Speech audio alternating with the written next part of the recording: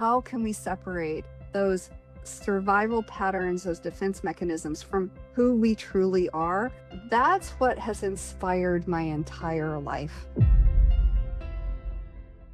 Your body has been speaking to you your entire life, and learning how to listen changes everything.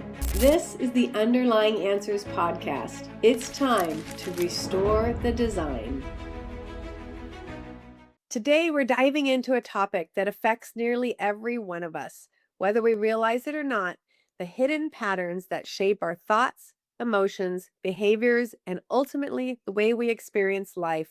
They all matter. Many people find themselves stuck in cycles of anxiety, perfectionism, overthinking, self-doubt, burnout, or overwhelm. We often focus on the symptoms, trying to manage what's showing up on the surface without realizing there may be deeper patterns operating underneath, patterns that were formed years ago and continue influencing how we see ourselves and how we respond to the world around us. Joining us today is Dr. Cindy Sholes, a neuroscientist, transformational guide, and creator of Our Rest, the rapid reprogramming of emotional stress technique. Dr. Cindy holds a PhD in neuroscience from the University of California, San Francisco, and is also a certified medical hypnotherapist and brain health coach. For more than 2 decades, she has helped thousands of clients uncover and release the subconscious emotional stress patterns that fuel anxiety, perfectionism, chronic overwhelm, and self-sabotaging behaviors. By integrating neuroscience, medical hypnotherapy,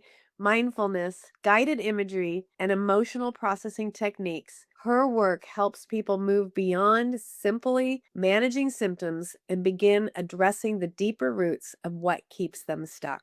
Today, we're going to explore how patterns are formed, how they can become part of your identity, why awareness alone often isn't enough to create lasting change, and what becomes possible when we begin separating who we truly are from the survival strategies that have carried us for many, many years. Dr. Cindy, welcome to the Underlying Answers podcast. I am so happy to have you here and I'm really excited for this conversation. Thank you so much. And I'm super excited to be here. When you're talking about how can we separate those survival patterns, those defense mechanisms from who we truly are, that's what has inspired my entire life. Because I have had many times during my life where my subconscious mind would sort of take over and create my behaviors for me in a way. Like I would react to situations in ways that I wish I hadn't, reflecting back, and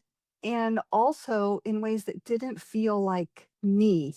They didn't feel authentic to me. And so having had those experiences, I wondered, like, what is going on that I keep going down these sort of rabbit holes of reaction that are just not where I want to go and not who I feel like I am. And I will just reflect one of them for you. Like, I had a moment when my kids were probably, I don't know, 5 and 7 or something like that. They were school age, so they had come home from school. They had a sitter with them. And they came home from school while I was at work. They left their backpacks and their shoes right in the entryway. So when I came home from work, I'm stumbling over all this stuff and I'm hangry. I'm tired. I'm knowing that I have to get their food on the table quick, most for them, but also for me.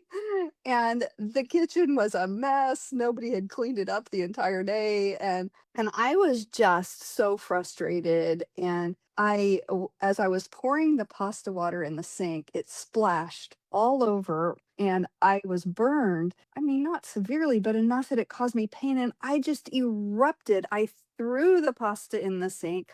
I screamed at my children to get out of my way. And I left the house enraged. And I got in my car and I started to drive off. And I just needed to escape the rage that was boiling inside of me. But I also realized as I was leaving that I was leaving my kids like, oh my God, what's going on and happening to mom? And it is not the way I wanted to leave my kids. So I calmed myself down and turned myself around and eventually came to a place where I could apologize to my children. But this was one of those times where I just had I already had a lot of tools. Like I had already been trained as a neuroscientist. I had training and I was practicing hypnotherapy, and still this boiling rage came up through me that I couldn't control in the moment. And so it really led me to really want tools to be able to find what is triggering those subconscious patterns and how do you change those subconscious drivers, because I didn't want them to continue to drive my behavior and be the reflection of who I am, because it didn't seem like who I really was. It's not certainly not who I wanted to be. And so that's kind of the thing that kind of led me to do this kind of work. And as a neuroscientist, I knew that our behaviors and our choices and our decisions, most of them are not coming from logical, or they're not coming from conscious choices. They're not coming from our logical, rational mind, that they're coming from some other place. And so knowing that had me really curious about what was going on in the brain and the nervous system and how could that be changed. And so, yeah. Thank you so much for, first of all, for sharing such a vulnerable moment as a mom, because I can tell you that anybody that's listening to this has had those moments, you know. Not my proudest moment for sure, but Yeah, yes, I'm we sure have all you're had right. those, what I used to call a bad mom moment, right? Like, "Oh my gosh, I was not a very good mom just now." And we've had those, and we feel bad, and we guilt ourselves, and we shame ourselves for it, right? Because we're good people, we're good moms. We want what's best for our family and for our kids, and we're human, right? Absolutely. And you had a Absolutely. super human moment there, so I thank you really for did. sharing that. Yeah. Yeah, I really did. And as I explored deeper into all of how does this all work and how can I be my best self, it was really kind of coming from the place of how could I show up as my best self, and especially for my kids. Like I realized this was affecting them and I didn't want to leave scars. I had had some trauma as a child and I didn't want that trauma to like just be carried on to the next generation. It was just like thinking about it made me want to cry. And I knew that to some extent I was perpetuating this cycle that I didn't want to perpetuate. So as I dived into all of this, I mean, I will just tell you like a final conclusion that I have come to is to recognize that we are all spiritual beings having a human experience. Yeah. And that was a very human moment. And sometimes our humanness really gets in the way of our sort of soul's mission on the planet. And the reason I think our humanness gets in the way is because our human bodies are designed to survive in this very complex, three-dimensional material world in which our bodies are fragile and can be hurt and they can die, and to be able to, and it's important to our humanness that we survive that. And then layered on top of the human animalistic biological need for survival of the physical, we also have this strange, I think it's kind of strange in a way because it's very human, need for our egos to also survive and Yeah. be protected and not be hurt. And we, kind of create our ego self. It's like this layer on top of our physical body. This is our ego self. It's that thinking part of you, that we mostly identify with. But that's also not our true self. It's an overlay, it's a projection in a way that we use to operate in the world. And we get very protective of that ego self. And this is our physical body gets protective of it, our nervous system and all of that. But not always is that ego self aligned with with the soul and the soul mission. Sometimes ego self is there just to protect itself and to protect the physical body. I um, believe that 100%. I see it with myself and my own healing, and I see it in my clients. But trauma and stress is a biological event. First, our body, our ego yes, body, is designed to protect us. That's its number one goal, right? That's its number one job, absolutely is right. to protect us. And So when we look at some of those patterns, and I want to go back to the story that you shared, when we look at some of those patterns that we've created, and it's our body's way of protecting us, right? You jumped in the Yes. car and took off because that was a flight Yeah. moment, right? Fight, flight, freeze. It was very definitely a flight moment for me. And were you able to look back and say, okay, I see this as a pattern. I see this as a pattern that's not serving me, that I don't want in my life. Were you able to look back and see the origination of the pattern and see where it developed so that you could heal from that level? So yes and no. So that didn't happen right away. So that happened through a process. So I had, as a hypnotherapist, I had learned a technique actually called neuro-emotional technique. And neuro-emotional technique is a really powerful technique, mostly used by chiropractors. But I found a practitioner who was a chiropractor who did a session for me. And this was around or before that time that that happened. But I didn't realize when I first saw it, and well, I realized actually as it was kind of occurring in this session with an NET therapist, I'm like, oh my gosh, this is so powerful because the NET session allows you to go back in time to a first time, an original event in Yeah. which the pattern got set up in the first place. And as a neuroscientist, I was like, oh my gosh, that makes so much sense because that first time was the first time that the neurons that fired together wired together and created this whole neuronal network that included the thoughts, the emotions, the physiology, the posture, like everything, every survival thing that tool that you had at your disposal at the time, all got integrated together in this sort of neuronal network and physiological pattern. That was the first time it got embedded in the nervous system in the first place. And then over time, something would happen that would be similar enough to that first event that it would trigger that whole pattern firing again. That would reinforce it and then also generalize it because the similar issue was never quite exactly the same as the first time.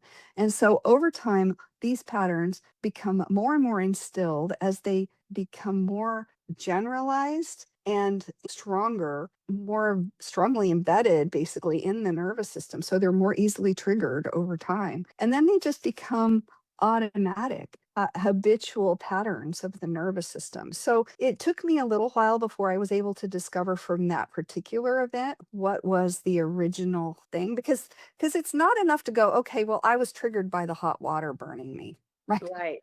I mean, certainly that was part of it, right? But it was like, no, the trigger started when I walked in the door and tripped over the backpacks and the shoes.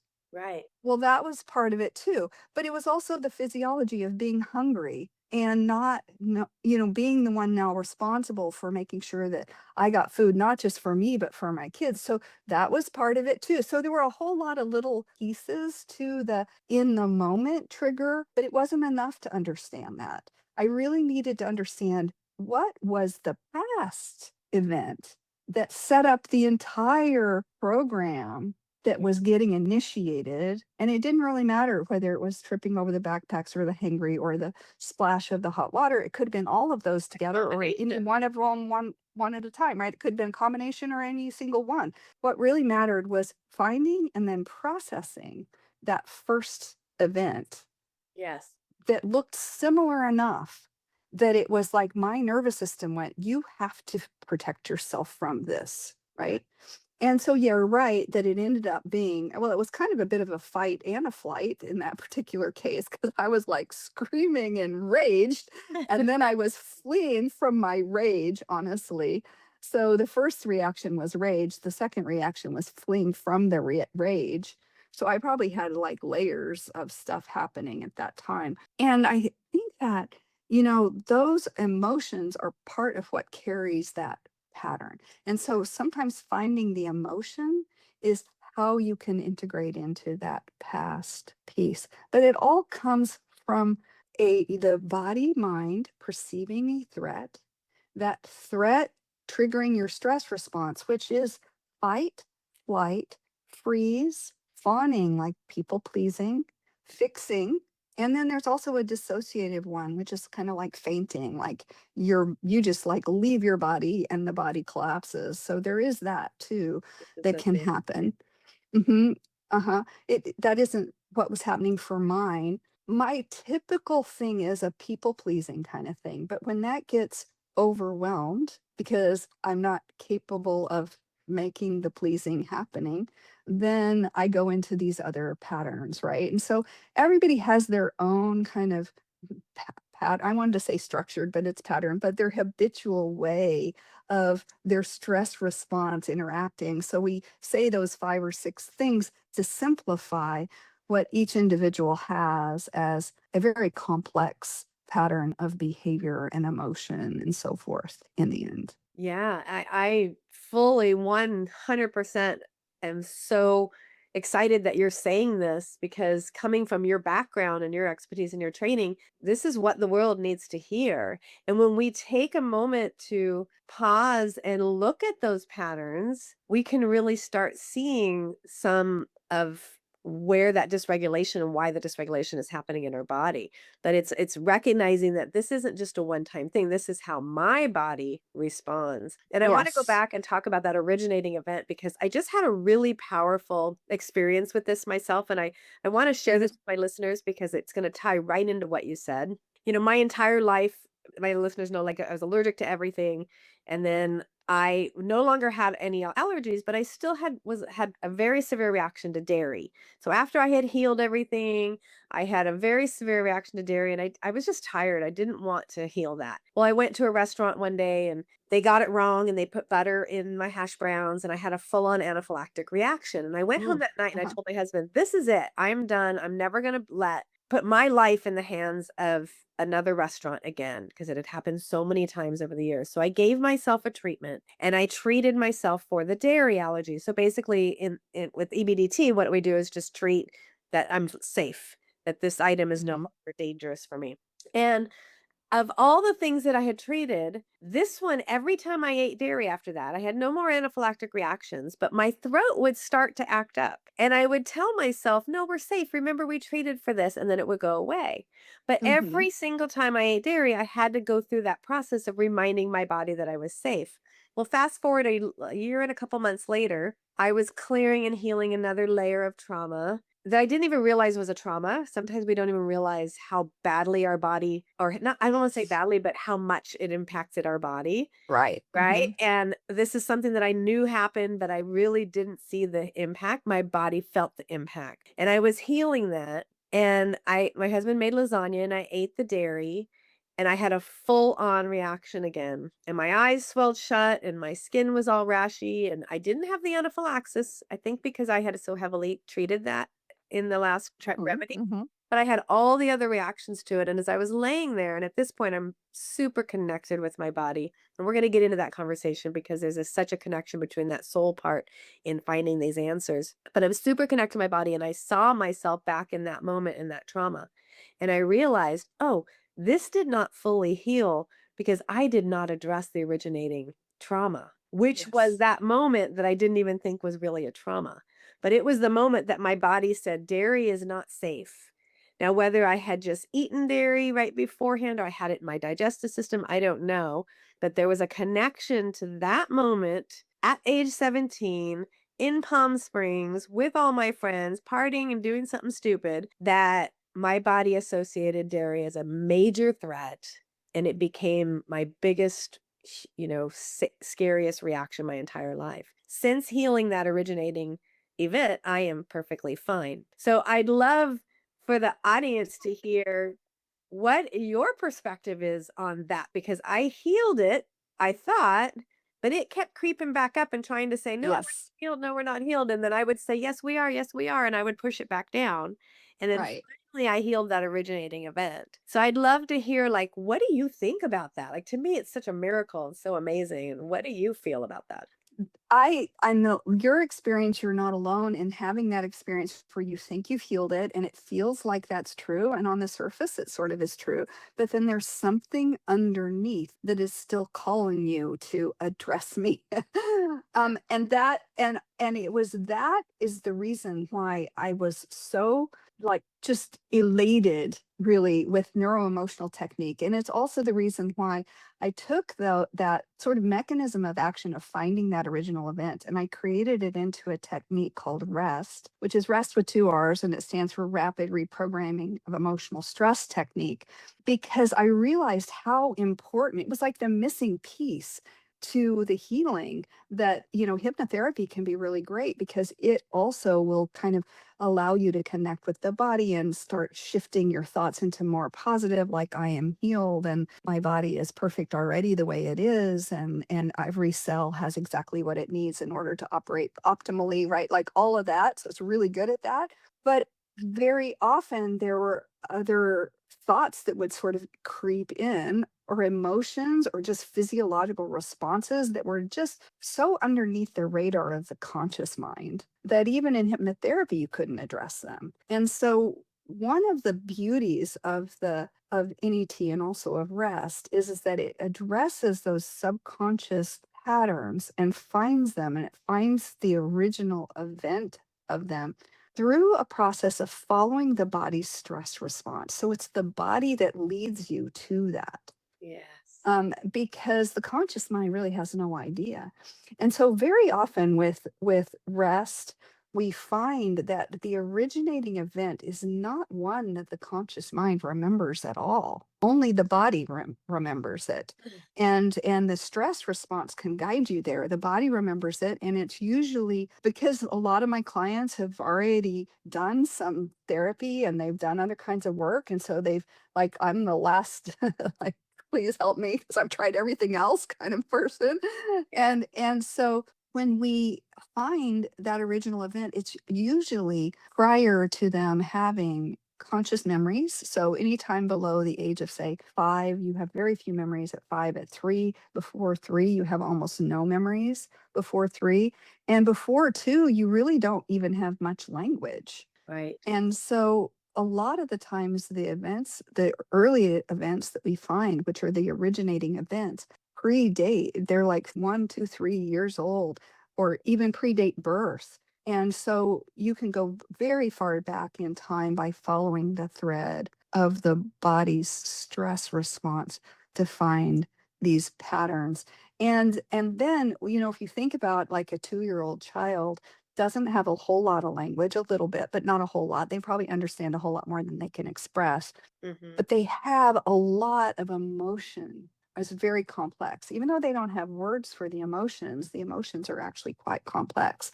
And so a lot of the processing we do of the events are about processing the emotions. And the emotions are quite complex. They sometimes have thoughts, sometimes they don't. They always have a physiology, though, associated with them. And so as we process the emotions, we're also processing the physiological responses as well. And then as we go back in time to, say, 2 and 3 years old, we're finding traumas that are traumatic for the children, but not necessarily something as adults we would label as a trauma. Right. For example, one of the things that I find is a lot of the adults I work with are highly successful. In fact, maybe a little bit perfectionistic in the way in which they pursue success. And then they become judgmental of themselves sometimes, and sometimes of other people, and that they hit a wall with that to some extent, where they're not feeling free to be themselves, express themselves, because they're getting in their own way in a way. And so one of the things that I found is pretty common, going back to an original event that would maybe initiate that problem of sort of self-doubt or self-deprecation that maybe doesn't need to be there. But a lot of times that is a pattern that originated when someone was putting on their clothes, maybe their shoes, for the first time, which is an incredible feat for a 2 or 3 year old to be able to put on their own shoes for the first time. But if you think about it, putting on your shoes for the first time, how likely are you to get it right? You're 50% of the time you're going to get it right, because they're two shoes and the kids can't tell the difference between the right and the left. And so half the time they put them on the wrong way. Well, if half the time they're putting on the wrong way, then half the people that put on their shoes for the first time by themselves are going to get it wrong. And their parent may not even think about, oh, this is so fabulous. The first time my child's put on their shoes, they're going to notice they're on wrong. They're going to take them off, put them back the other way. They go, we're in a hurry. Let's go. And the child then gets completely unacknowledged for that sort of partial success that they had. And that then gets encoded in the nervous system as a trauma of I'm not enough.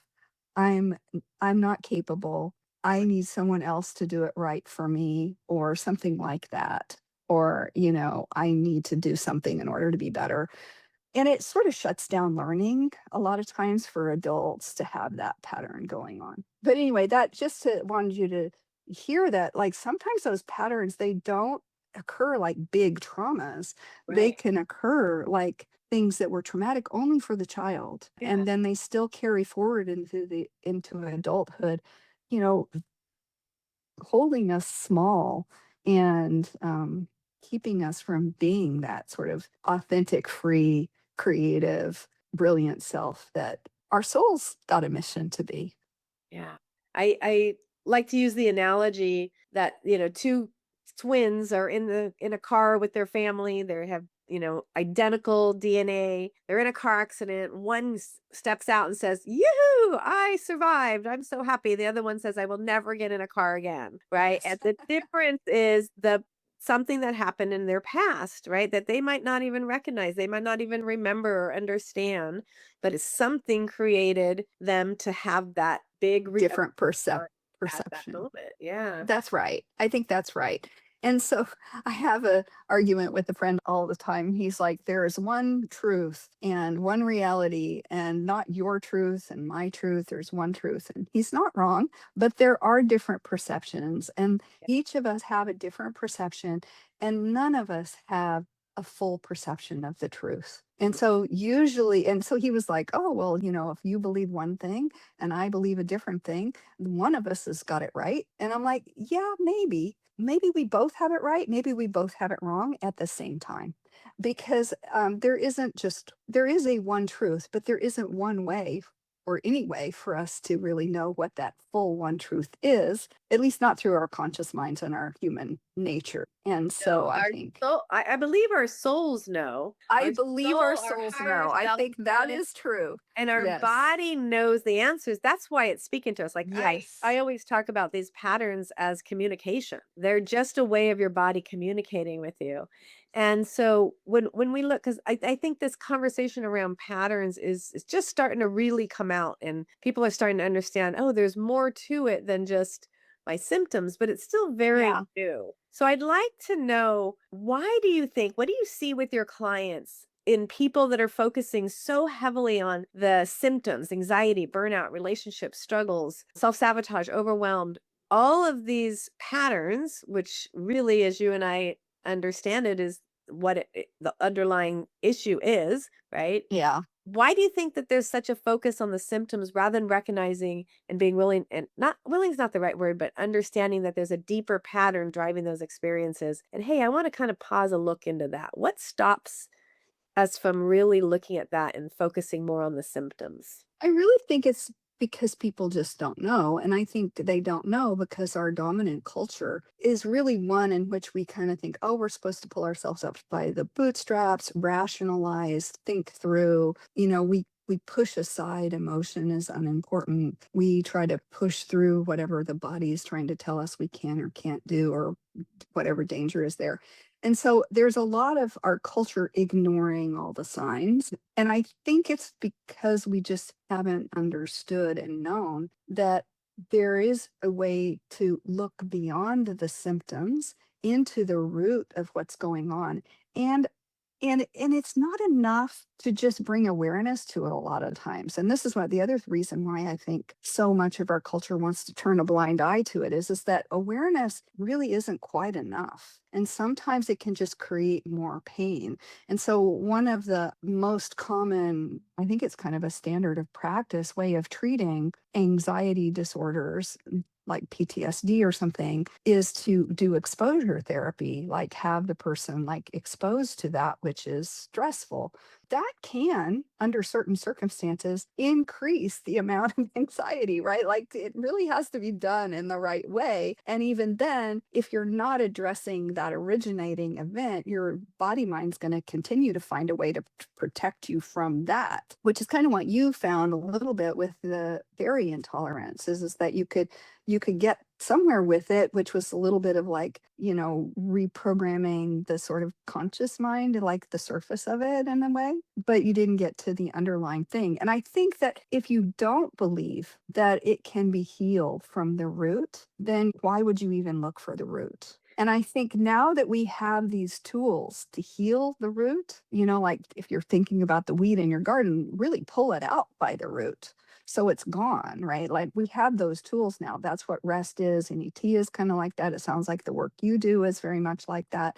Yeah. And to have those tools now mean that you don't ignore the weeds. You can actually shift them. And in taking the weeds out, that leaves this wonderful soil that can be planted with positive, like wonderful seeds of positive things you want to have in the garden of your mind, for example. I'm using that analogy of the garden of your mind. And why not plant good stuff there? But you can't plant good stuff there if there's a bunch of weeds taking up the space, choking out the good growth. And so it's a multi-step process. Finding the root of the weed, pulling it out by the root, which is a process, and then adding the seeds and nurturing the good growth is another process.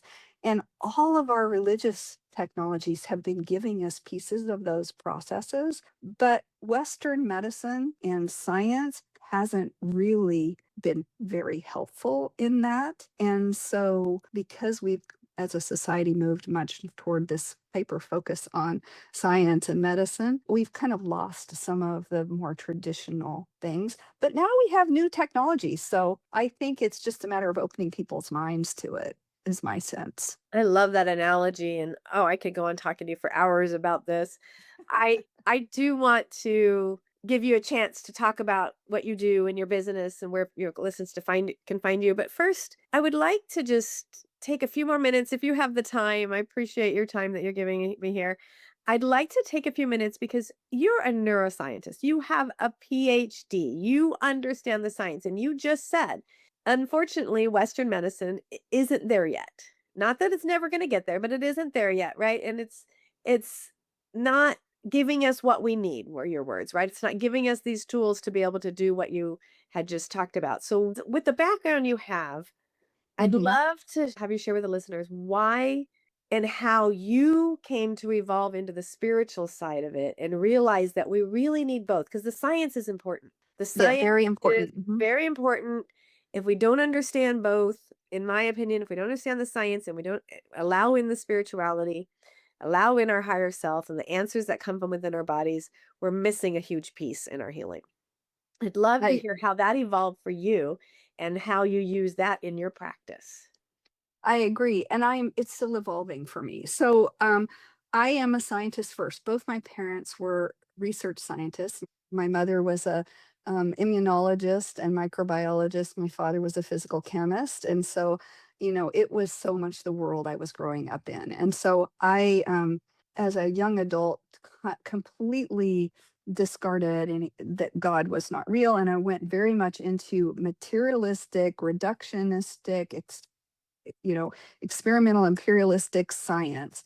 And when I wanted to understand the brain, I wanted to understand how all the, molecules interacted together to create the brain. And I really believed that thoughts were a bunch of neurons firing inside your head, and that's all it was.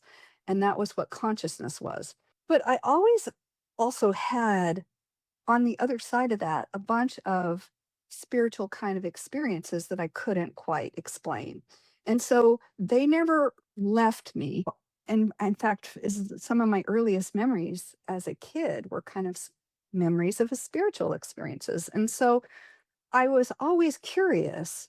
And I always also knew, even though I was kind of going down this reductionistic path, this sort of materialistic way of looking at the world through the eyes of science, I also knew that there may be more than science is able to describe. And that just because science hasn't proved it yet, doesn't mean it doesn't exist. So I was very agnostic about God, really.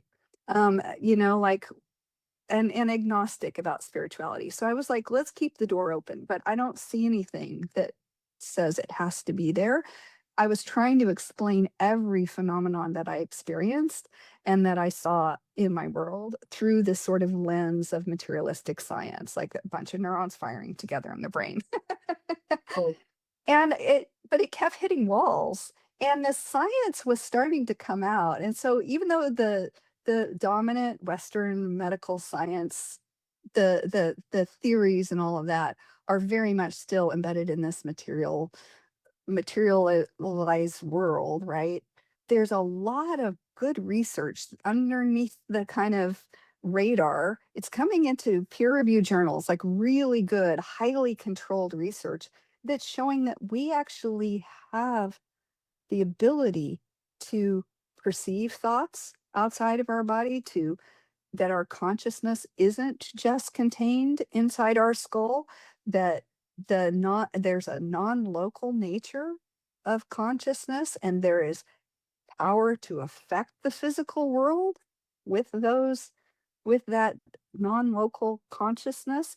And this is kind of mind-blowing to me, but there's a lot of really active research coming out. And so I've been open and sort of wanting that to sort of be true, but it's been, like mind bending for me, because I really have to like go, okay, all that I thought was true for my biology, and this has been, 25 years, and it's been 30 years probably since I did my PhD. So 30 years ago, I was really wedded to that. And so since I did hypnotherapy training and then the NET stuff, and then I developed NET to be a remote technology, I found Reiki and Qigong and all these energy healing techniques and all that stuff. And they're all just blowing my mind. Some of them are kind of scary because they're so don't fit into that old paradigm.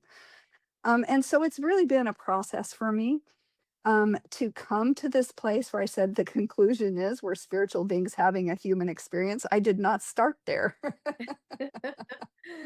I did not start there. I might have for a while said, oh, okay, we're human beings having a spiritual experience. But shifting it to being spiritual beings first is yeah, really something that's evolved over the last, say, 10 years for me into a clear knowing that, yes, in fact, that's true. And the science is starting. We don't understand how it works yet, but it is starting to show that it is, in fact, real. yeah, And so I'm impressed that the science is catching up. And I love it that there are some really brave scientists that are very courageous out there doing this research, because the dominant community is really like, don't even go there. I won't even have it, you know, they just don't even want to listen. right. I just so honor your willingness to be open, because one of the patterns that I see is closeness.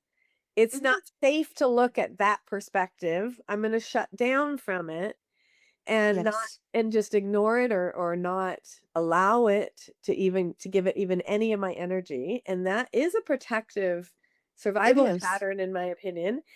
It And is. I think It's it's an ego protection, like I was yeah, talking about earlier. Yeah. yeah, but it also stops us from truly being able to heal. I believe that science, energy, consciousness Hmm. all work together to form what I call restore the design, which is the original design we're meant to be, right? When we go back and heal those originating events, we're basically reminding our body of how it was designed to be until those Yes. events happened, right? Absolutely.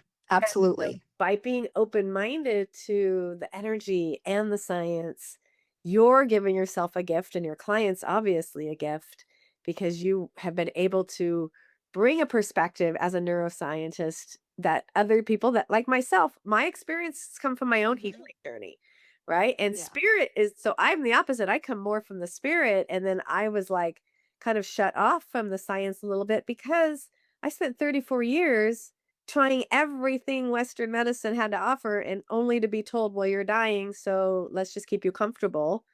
And then spirit was like, no, well, there's more options for you here. Right. And so I ended up seeing and realizing that both are so necessary. And Yes. when we shut down one of them, we shut down the opportunity to fully heal. So thank you for your willingness to be open and for sharing this to the audience, because I think one of the patterns we get to look at is, what am I shut down to that might actually serve me? I love that. That is really brilliant to think that because when we're shut down to something, I think you're absolutely right. It's the ego trying to protect itself. This is one of the human part of our human nature is we have this desire and I'm like not thinking it's conscious necessarily. It's really part of your human design in a way. Desire to be right. And we this real yuck reaction to being wrong. Yeah. It was like we just have a yuck reaction to being wrong.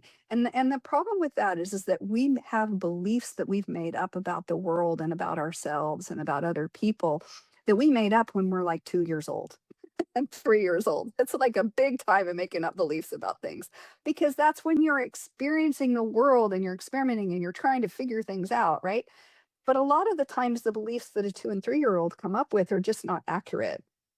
But because we want so desperately to be right, because it feels so awful to be wrong, our subconscious minds are always looking for evidence of the rightness, the trueness of our beliefs, even when those beliefs are things like I'm not good enough or I'm not capable.